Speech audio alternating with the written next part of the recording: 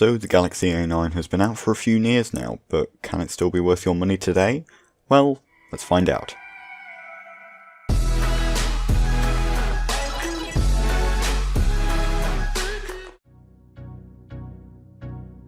There is no denying that this is one of the most beautiful smartphones Samsung has ever produced, especially in this golden colour.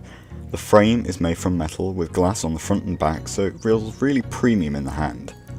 Going around the device we can find the volume buttons, power button, SIM card tray, headphone jack, micro USB port which supports fast charging, and a speaker.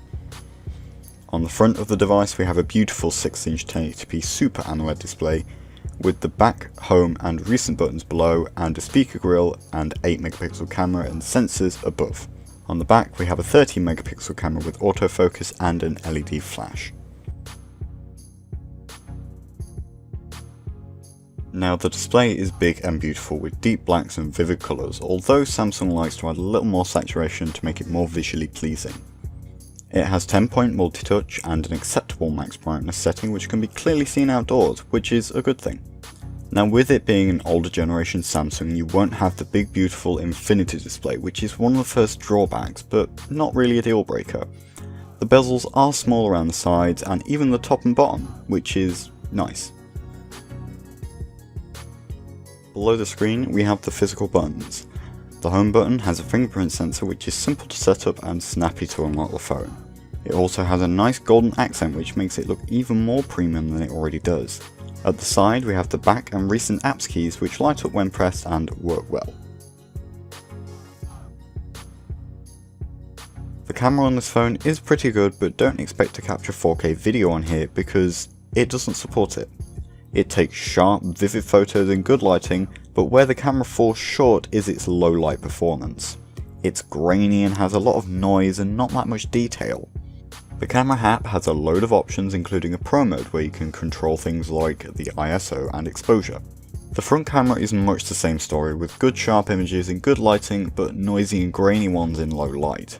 It's good to note that the front camera doesn't have autofocus like the Galaxy S8, which isn't a major flaw, but it's one to take into account. With 3GB of RAM and a Snapdragon 652 1.8 GHz octa-core is good enough to do anything, from games to general multitasking. This phone doesn't fall short. It also boots in a similar time to the Galaxy S8, which is quite impressive. It runs on Android Marshmallow and has not had any further updates since release, but this might be due to the phone not being available in the UK, US or Europe and parts of Asia. It is only to my knowledge on sale officially in Korean and Chinese markets. You can store plenty of apps, photos and games on here, but it does have 32GB of onboard storage, which you can add up to an additional 128GB of storage through a microSD card. Another amazing feature of this phone is its dual SIM capabilities. This is really good if you like to travel a lot and have 2 carriers or 2 different SIMs. It will also keep you going for much longer with a huge 4000 mAh battery. This should last you 1 to 2 days with normal usage.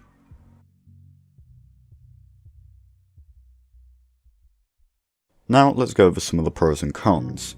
Some of the pros for this phone are it has a dual SIM card slot, a 4000 mAh battery, premium construction, it's pretty durable, it has a huge gorgeous display, and it's not bad price wise at £150 to £200. Now let's go over some of the cons. It is definitely not water resistant, so you don't really want to take this anywhere near water. It might be too big for people with smaller hands. It doesn't have the latest Android version, so you don't get the latest features. And it only has one speaker which can get covered up pretty easily when you're holding the phone in landscape. So overall the Galaxy A9 is a good contender today and is definitely still worth every single penny.